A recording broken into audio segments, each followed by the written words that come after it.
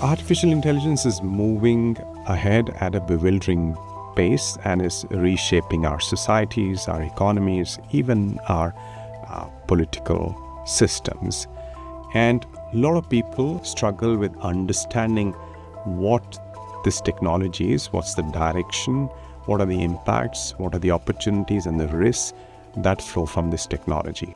In our work at the United Nations across our three pillars, peace and security, human rights and humanitarian affairs, as well as sustainable development, we already see very powerful examples of AI use.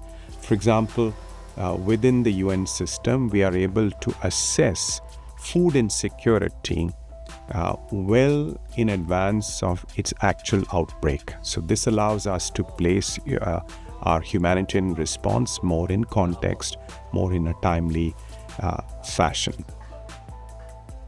I see a lot of scope for AI contributing to advancement on what we call the sustainable development goals, zero hunger, no poverty, decent, high quality work for everyone, protecting our oceans, where AI can help us harness data and insights for the right action, can also help us leapfrog some of our traditional challenges in tackling these problems.